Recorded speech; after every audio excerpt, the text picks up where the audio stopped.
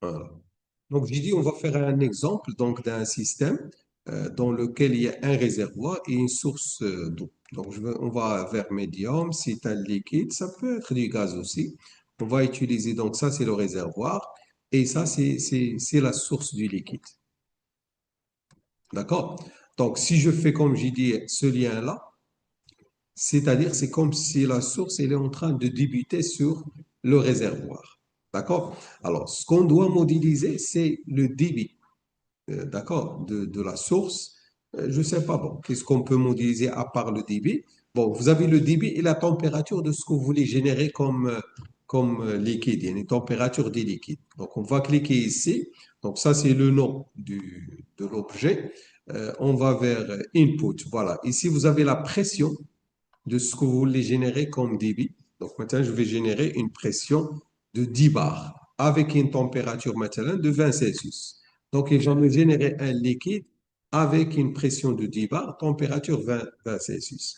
Pour le réservoir, bah, on clique ici. Bon, ça, c'est des paramètres qu'on peut visualiser, qu'on peut récupérer à partir du réservoir. Mais ce qu'on peut maintenant modéliser, donc vous avez input, paramètres. Alors, on va vers paramètres. Vous avez le volume de réservoir. Votre réservoir, c'est combien en mètres cubes. Vous avez la hauteur de votre réservoir, ce qui va donner la section, puisqu'on a le volume. Et vous avez le nombre d'accès au réservoir. Par exemple, ici, il y a un seul accès. Maintenant, si je mets deux, ça veut dire que vous avez deux accès. Ouais, il va toujours les placer ici, mais on va voir tout à l'heure comment distinguer les accès pour vidanger ou des accès pour le remplissage. C'est-à-dire, est-ce que l'accès il est en haut ou là il est en bas. D'abord, je vais simuler une. Je suppose que j'ai un seul accès pour remplir. D'accord? Voilà. Donc, c'est tout ce qu'il faut configurer. On va simuler. Donc, lorsque je clique deux fois, voilà. Maintenant, on n'a pas besoin de l'automate. Ça, c'est uniquement un simulateur au niveau de votre système. Je clique ici. Donc, vous avez la source ailleurs. Et je clique ici. On va visualiser l'évolution. Voilà. Il est en train de se remplir. Il est à 3 mètres, 4 mètres, etc. On a la température ne change pas. On a dit c'est la pression à l'intérieur. D'accord? Voilà. D'abord, tu cliqueras overflow. Ça marche. Donc, je mets stop. J'ai oublié tout à l'heure de vous montrer comment on peut régler, je crois, la valeur initiale, hein, parce que initialement, elle est quelque part. Donc, vous avez la pression externe, vous avez, voilà, level initial. Ça veut dire la valeur initiale de votre réservoir. Il y a même la température initiale du liquide qui contient le réservoir. Et là, vous pouvez régler le débit avec lequel le réservoir, c'est comme si vous êtes en train de régler le diamètre de votre canalisation à travers laquelle vous allez remplir le réservoir. Ça marche. Voilà. Bon. Là, je suppose, maintenant, je vais simuler la vidange du réservoir. Je suppose qu'elle est maintenant à 90% de son volume. D'accord? Il est plein. Comment simuler la vidange? Ben, c'est facile. Ben, il suffit de déclarer ici une pression négative.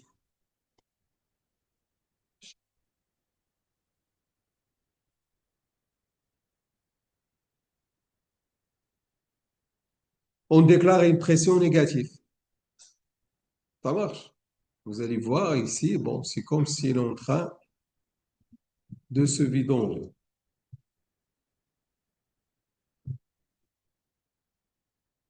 Voilà.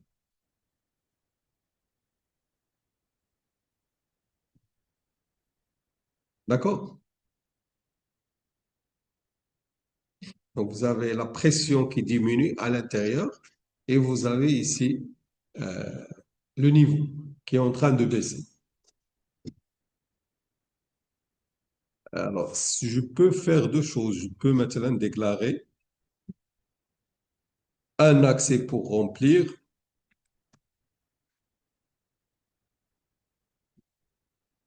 d'accord? Et un accès pour la vidange.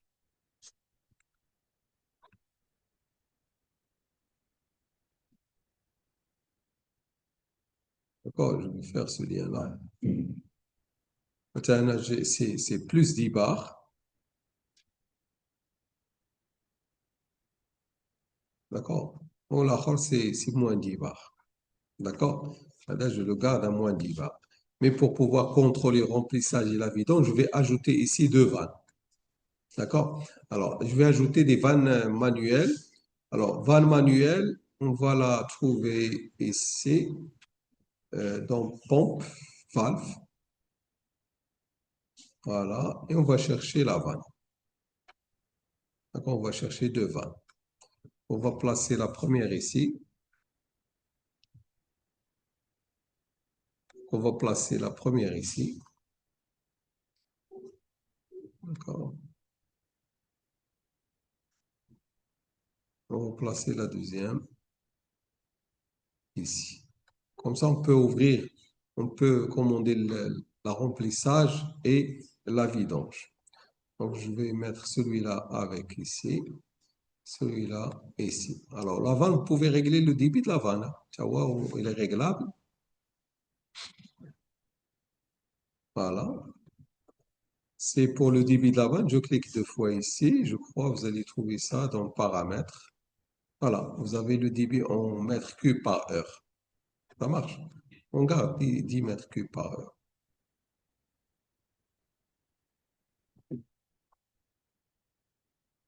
Voilà. Donc, je clique deux fois ici.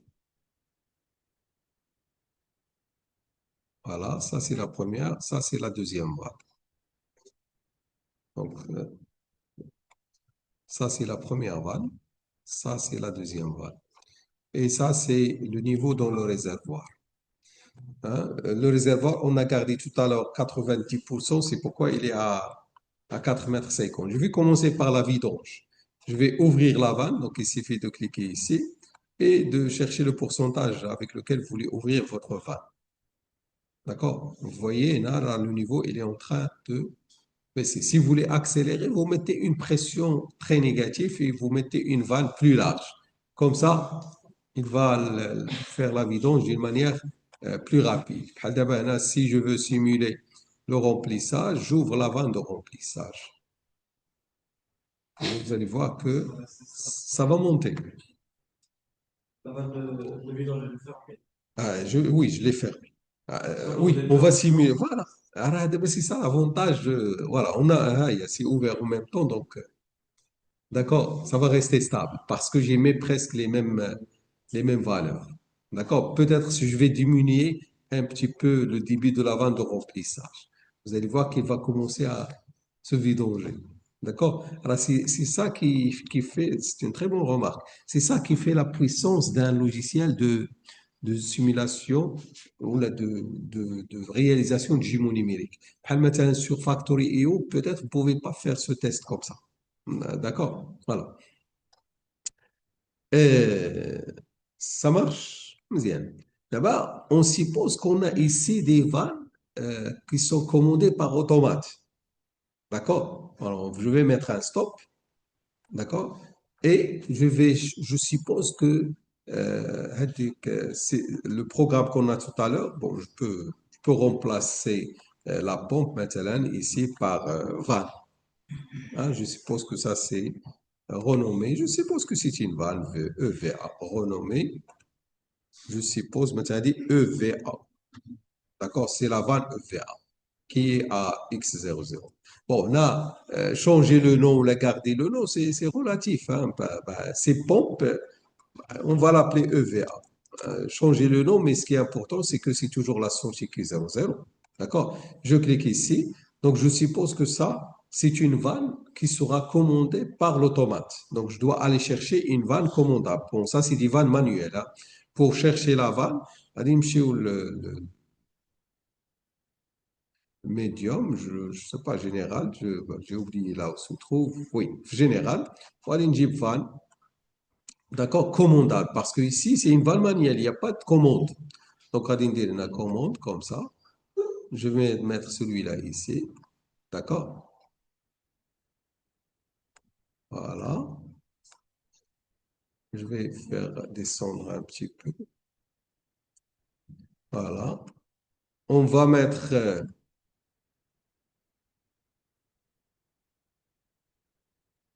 Alors, on va mettre. سميتها هذيك نسجلوها ندخلوها للتاريخ. Alors, connecteur, output, d'accord, qui va commander la vanne. Donc, là, il suffit de lier ce output-là, signal. Bon, là, vous avez plusieurs variables qui apparaissent parce que lorsque vous êtes en train de modéliser, là, il va déclarer des variables internes. Si vous les gardez uniquement vos variables, on va donc coupler les variables de couplage. On clique ici pour filtrer les autres variables. Et on va lier ça avec, j'ai pas sauvegardé tout à l'heure la modification, on va lier ça avec, je clique ici pour lier avec EVA. Voilà. D'accord? Donc, lorsque EVA égale à 1, il va ouvrir cette vanne. Cette vanne, on a déjà réglé, je suppose, j'ai gardé les réglages par défaut. Il faut régler le débit. D'accord? Voilà. C'est à 360 mètres cubes par heure. Et bon, le débit initial. D'accord? Bon, peut-être lorsqu'on va compiler, il va donner une petite erreur. OK. Voilà. Il va me dire comme quoi cette liaison-là, c'est pas une liaison qui reflète la réalité. D'accord? Parce que entre la vanne et la sortie, généralement, si c'est une vanne maintenant pneumatique, il y a ce qu'on appelle le distributeur. D'accord? Si c'est une vanne électrique, il y a le système de conversion. D'accord? Si c'est une vanne motorisée. Je ne l'ai pas modélisé. On ne va pas lier directement la sortie de l'automate à la vanne. La vanne, c'est une vanne euh, mécanique. C'est une vanne physique. C'est un système qu'on doit faire tourner. Donc, il faut même modéliser avec le système qui fait tourner la vanne. C'est ce qu'on appelle pour moi, c'est ce qu'on appelle le driver. Vous allez trouver ici driver quelque part. Euh, bon, j'ai oublié le driver. Donc, on va chercher driver, pompe. C'est pas ici.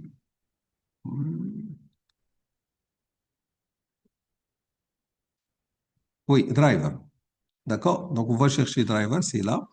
Et on va prendre, bon, là, ça dépend du type de vanne. C'est une vanne. Ça, c'est les drivers pour les pompes. Ça, c'est les drivers pour les vannes. Donc, il y a plusieurs drivers.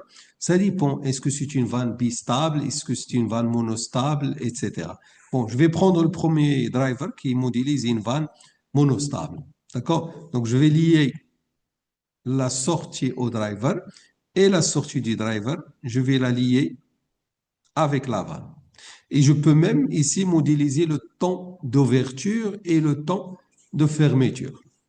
Ça marche. Je compile. Voilà. Bon, je peux faire un départ cycle à partir de là. D'accord? On va visualiser le niveau. Je vais changer la valeur initiale. On l'a gardé tout à l'heure à 90%. Comme ça, on va commencer par un réservoir vide. Donc, ici, on va vers Add 27 paramètres. On va mettre 0. D'accord? Je recompile et on réexécute.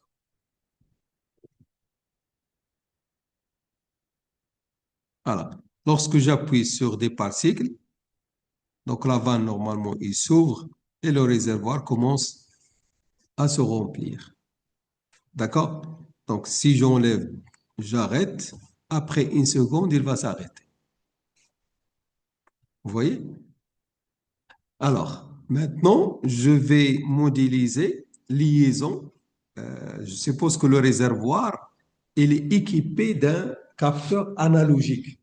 Donc, normalement, supposons que mon entrée analogique, elle est dans IW, par exemple, 4, que je vais déclarer type décimal. Lorsque le réservoir commence à se remplir, et si j'ai un vrai réservoir, il faut que le IW4 commence à monter. D'accord? Et comme ça, on va modéliser la vraie liaison, disons, entre l'ouverture de la vanne et le changement de niveau. Donc, pour cela, on va d'abord déclarer une entrée du IW4, notre entrée ici. D'accord? Type. ici. On va faire d'abord stop.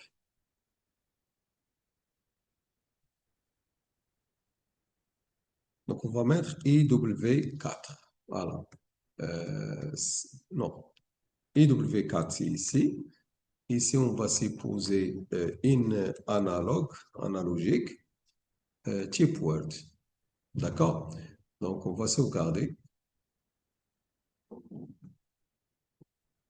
Voilà, on sauvegarde. Donc, on va vers chat. On va faire appel à une entrée. Donc, une entrée, c'est ici, connector, input. D'accord? On va la taguer avec l'entrée analogique. D'accord? Voilà. Bon, logiquement, on doit faire le lien comme ça. D'accord? Mais le problème, c'est que ici, vous avez vu, il y a beaucoup de mesures qu'on peut récupérer, le niveau, température, le poids, etc. Donc, avant de faire ce lien, donc on va ici chercher au niveau mesure, Flaonet, général, non, c'est mesure, elle est où? Voilà, mesure. Donc, je peux mesurer le flux, le level, etc. Voilà, on va récupérer mesure. Comme ça, c'est ce qui va me permettre de séparer les valeurs. On va lire toutes les valeurs ici. C'est comme ça qu'on déclare la lecture des valeurs. D'accord? Et je vais voir quel est l'élément que je veux. Moi, je veux un niveau. Je vais faire comme ça. D'accord?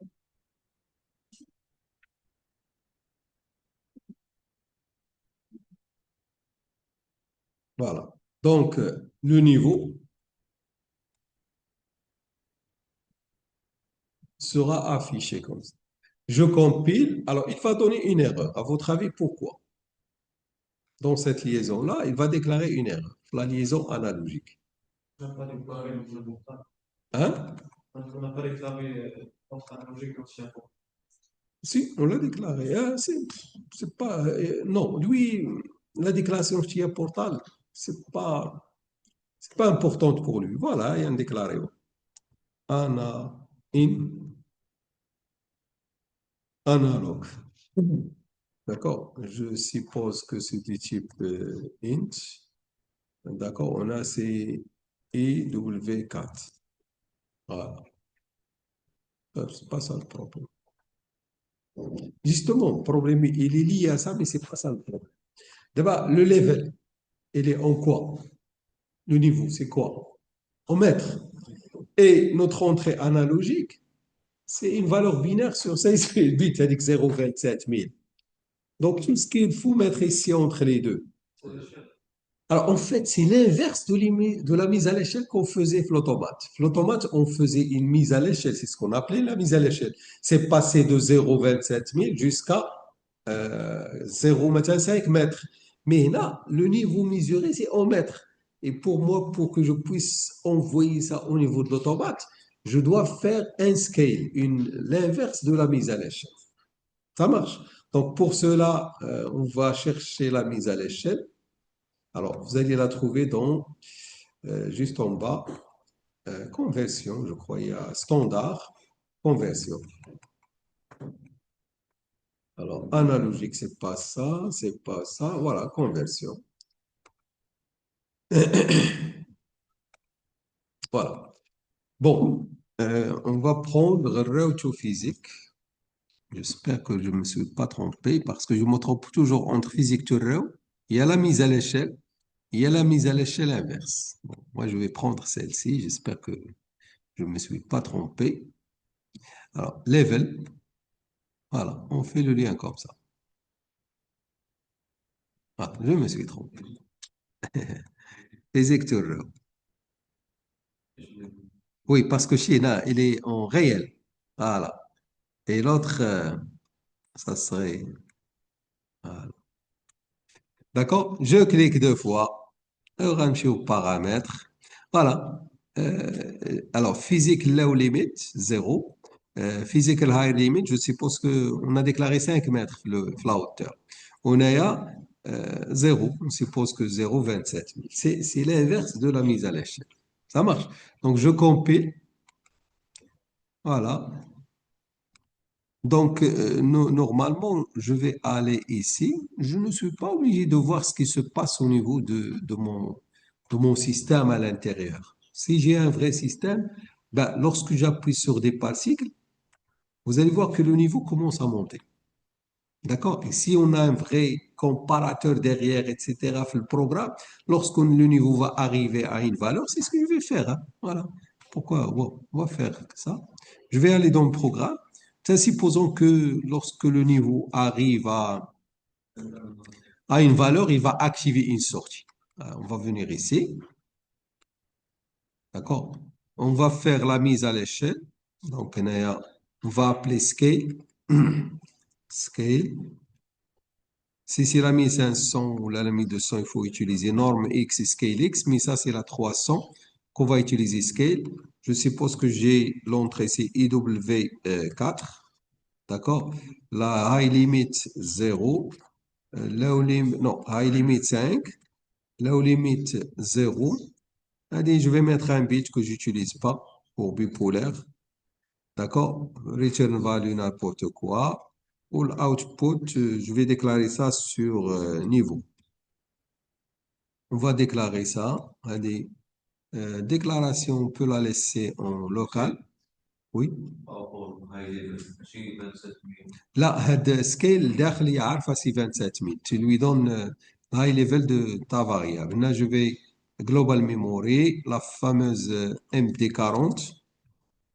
D'accord. OK. بحال دابا هنايا je vais lui dire une comparaison supérieure supérieure d'accord, comparer niveau avec مثلا 4. 4 c'est long, on va mettre 2. On va activer une sortie, مثلا Q0.6. On va s'éloigner des sorties. On va charger le programme.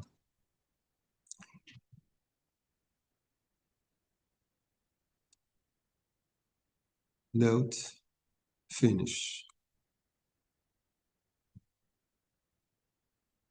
Je vais enlever ça.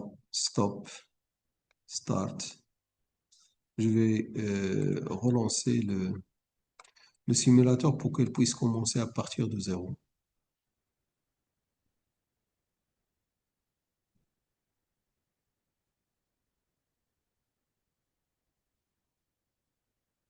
Voilà, je vais ajouter l'affichage et sortie.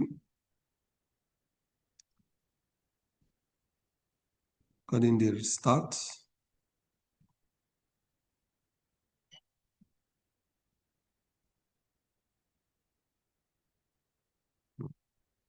Donc, on va mettre start. Je ne sais pas pourquoi.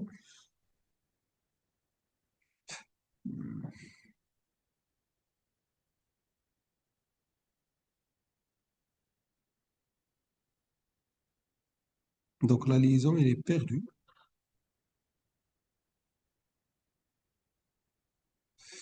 Alors, pour qu'on puisse recharger convenablement le programme, je vais donc relancer. Voilà. Je vais effacer l'automate, clear and reset. D'accord? Je vais recharger. Alors, conseil pour recharger, on va recharger à travers online, charger et initialiser. Donc, load. On va faire run. Donc, après, je clique. Il y a un petit. C'est comme si on a simulé un petit défuite dans le réservoir. Je mets run. Voilà.